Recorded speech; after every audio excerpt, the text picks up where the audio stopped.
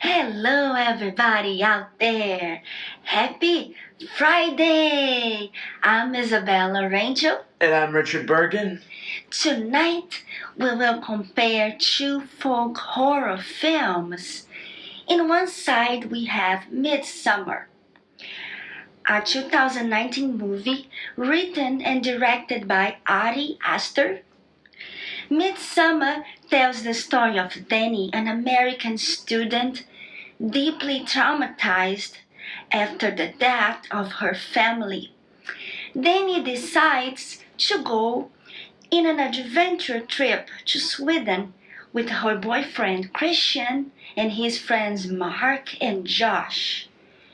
They go to a midsummer festival at an ancestral commune in a rural area. Then strange things start to happen. I feel like a lot of women out there definitely will sympathize with Danny. Even if you're not being indoctrinated into a cult in Sweden, it's a universal theme. Yes, because it's a movie about a breakup, and she knows the relationship is not going well, and something is off. This guy, he's not into her anymore.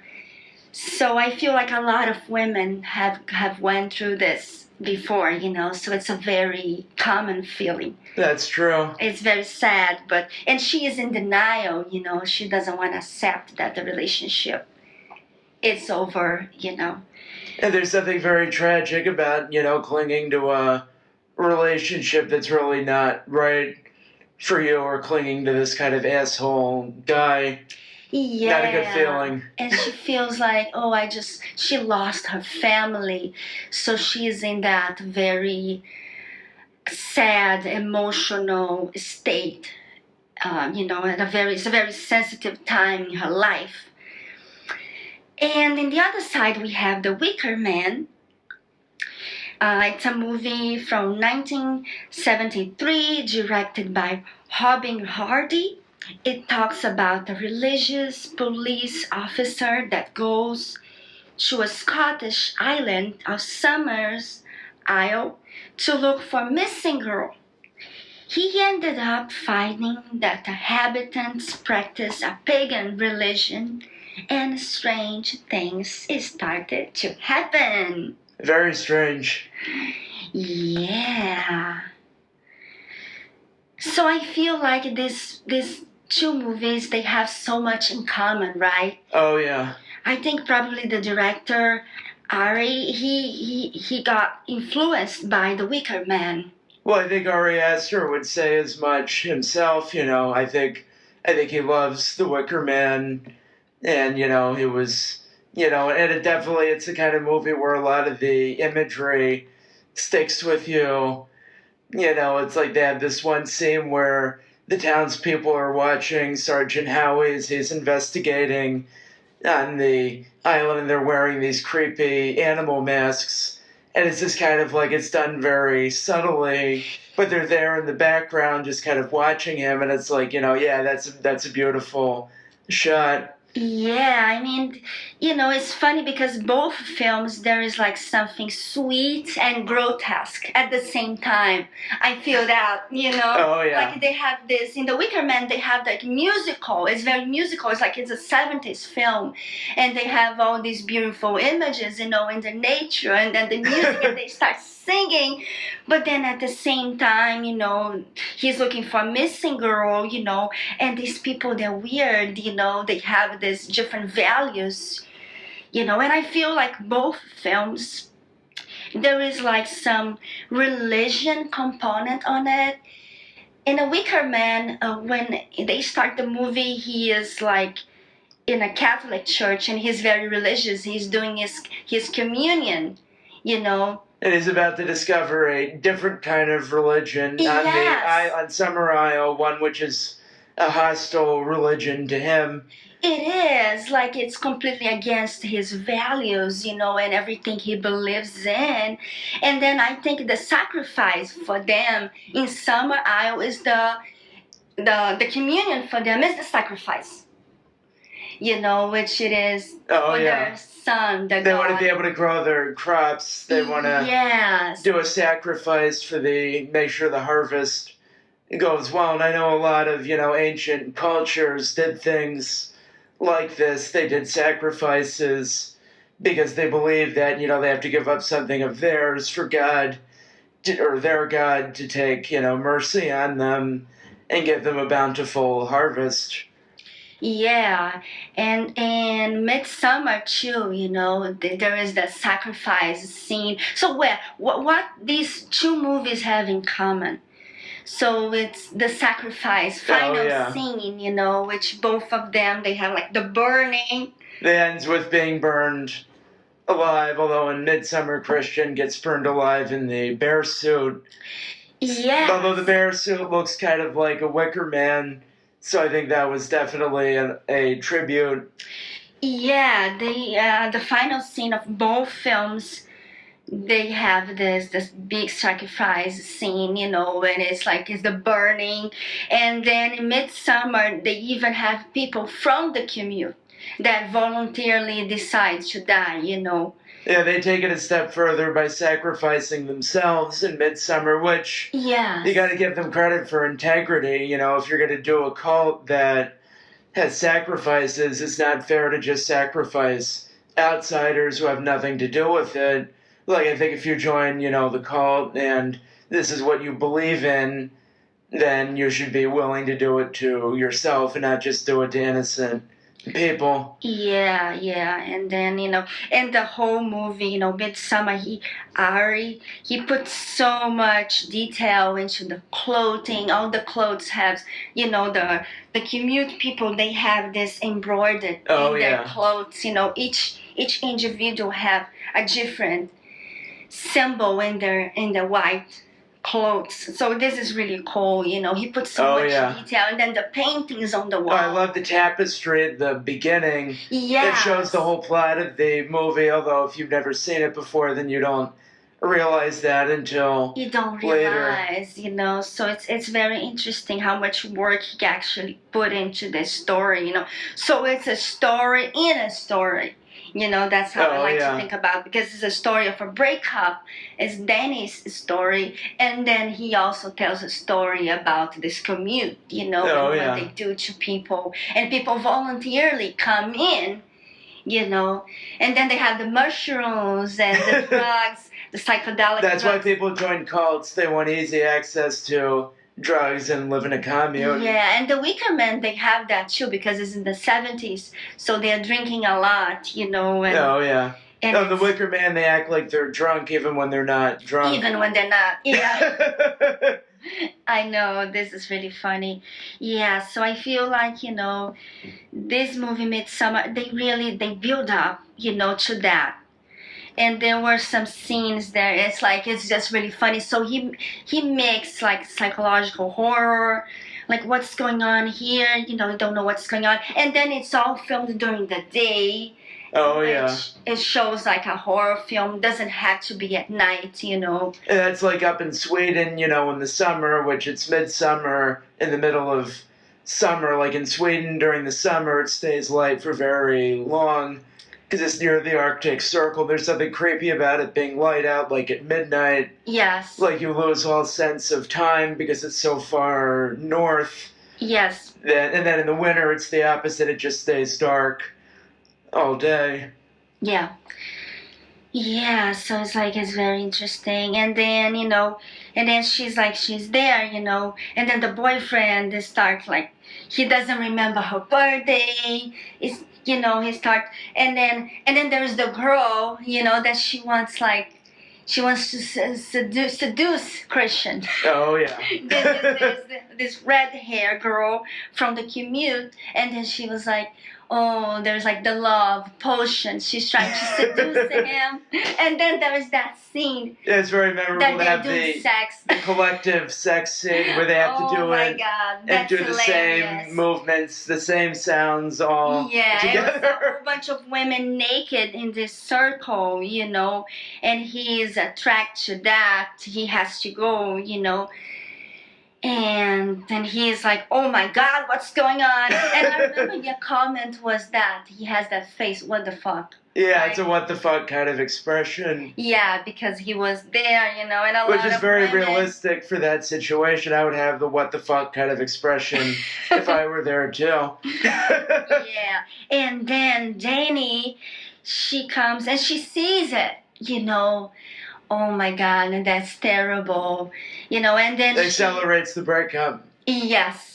And then she sees, oh my God, he is with this girl, and he's having sex with her, and then she won actually for the queen, for Midsummer Queen, and she is dressing up with flowers and all that, and she has a group of girls next to her, and they feel her pain. Because she saw him with somebody else, And I really like the dancing contests that they went through to get picked as the floral queen, because it's like, you wouldn't really think of dancing as being ominous, but they have to keep doing it until they drop. Yeah. So that makes something that would normally not be creepy into like, yeah, if you have to keep doing this for hours and hours and hours, and then it never ends until you just collapse. That's a good way to make dancing into something sinister. Yes, it is. Like dance until you faint or something like that. She is the dancing queen. Oh, yeah.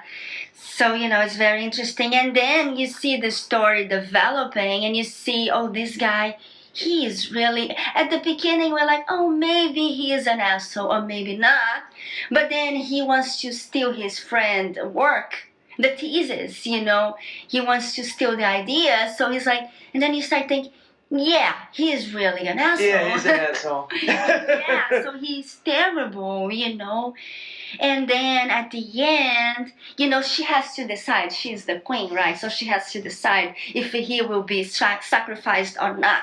Oh, yeah, and then she ironically gets empowered by the cult, by being part of the cult, as then she feels more empowered to sacrifice her boyfriend as revenge. Yes, and also she feels, all these people, they feel her pain. They are comforting her. They have to literally act out her pain. Yes, I feel like no one has ever comforted her through the whole movie. She lost her parents. She's going through this very hard time in her life, and she can see this relationship is not going far. And this guy is not, he didn't break up with her, but he's not comforting her neither.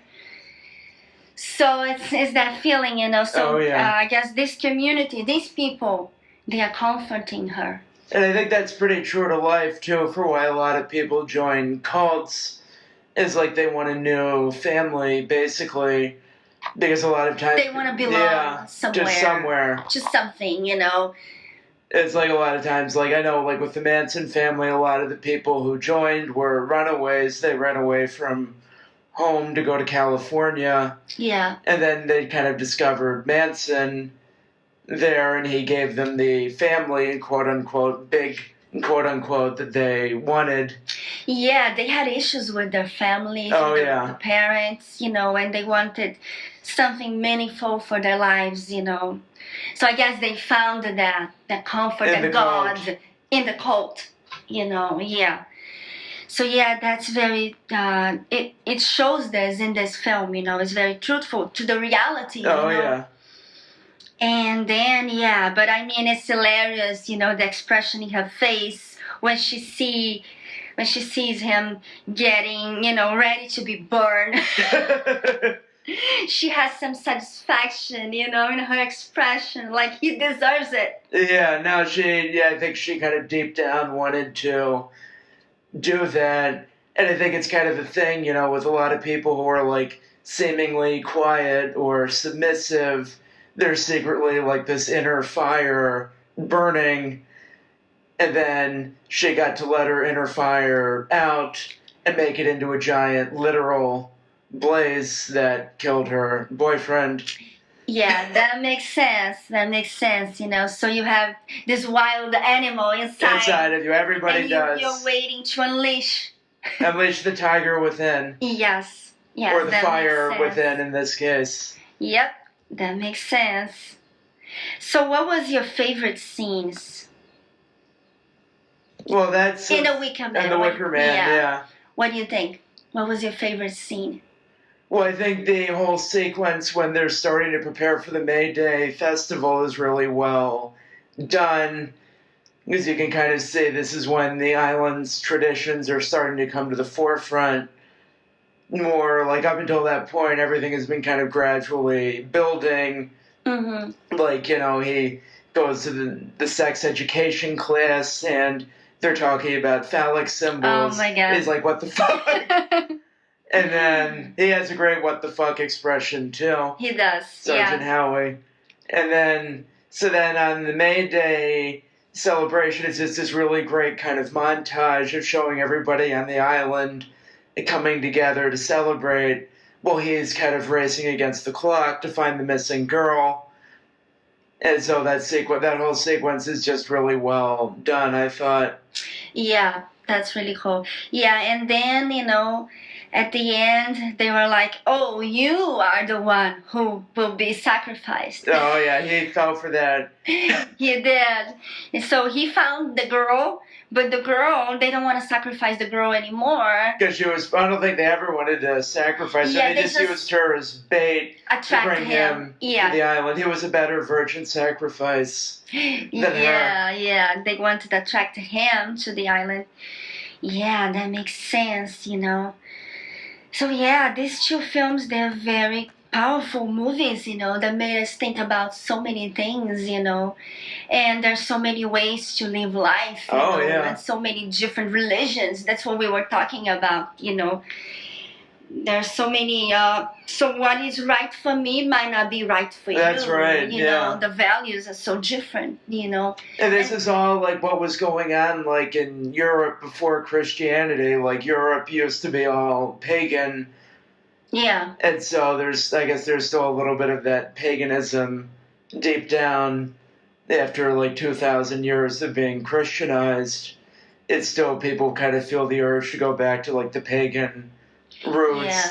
No, I think people feel very curious about all this cult thing. I think it's a thing, you know. It's only a cult to outsiders. Yeah. To them, it's just their way of life. The mystery, yes, like diving into the unknown. You know, it's something like very attractive for everybody, you know.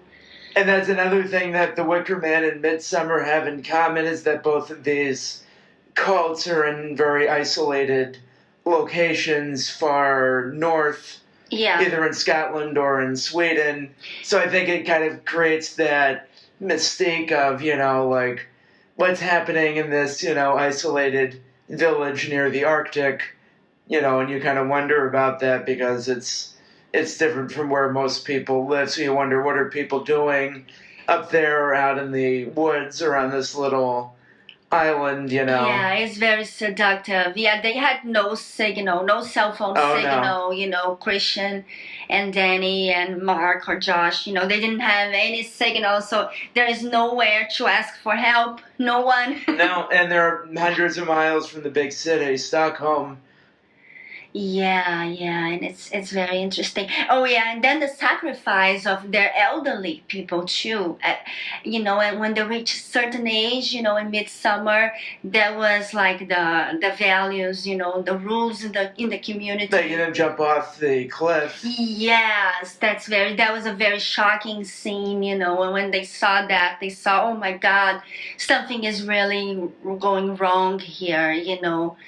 And it's very controlling to say that you can only live to this particular age and then you have to commit suicide. But then I can also see the comfort in that, like from the cult's perspective, why they would have that belief, because it's like, okay, so you know you're going to live to like 72, so then you can plan for that. Yeah. Instead of the uncertainty of not knowing when it's going to end. Yeah, and then they offer themselves to sacrifice, and they celebrate that. They had a feast. They had a big feast, you know, with both movies. They were very happy to be doing these. Wine wine and all that, like it's their last meal. They were celebrating their last meal. I think they see it as a form of reincarnation, as I guess they're going back to being part of the earth or something. Yeah, they belong to that. Yeah, that's very interesting. Oh, yeah. And that's also kind of unsettling, is that they're happy and celebrating while somebody is about to be murdered. Yeah, and then when he jumped out of the cliff, the elderly guy, there is a moment of quiet, it's like no sound. Oh, it was very bucolic and quiet building up to that. Yes, and then like everybody, the new people that are there, that they don't belong to the community, they get so shocked with that scene, seeing that someone could, they see, oh, he's committing suicide, And the people who are part of it are just watching it, smiling, and... Yeah, they saw it as a festive moment, it's part of the festivities, And then at the final scene, when the house is burned and everything, in Midsommar, people are in ecstasy because that's it. They consume the communion, their sacrifice, Oh, yeah. And people are just like jumping and in ecstasy. It's done, Oh, yeah. Well, if they believe that this is going to bring good luck to the survivors, like, I guess it's all about looking at it from their perspective, because they figure, our God, the God that they believe in, will... the multiple gods. Multiple gods, yeah, will, take mercy on us because we've made a sacrifice to them. Yeah. They'll get into Valhalla. Oh, yeah. Yeah, it's very interesting. Yeah, so it's like both films we recommend, we highly recommend. Absolutely, they're great movies, and it's a fascinating subject for any movie. Yeah, it's so well done, so well made, these films, And yeah, you guys should check it out. Oh, yeah. And don't join any cults. Yeah, don't join any cults, yeah. Okay, Cinesinners. So if you like us, give us a thumbs up, become a member, spread our creepiness to friends and family. Okay,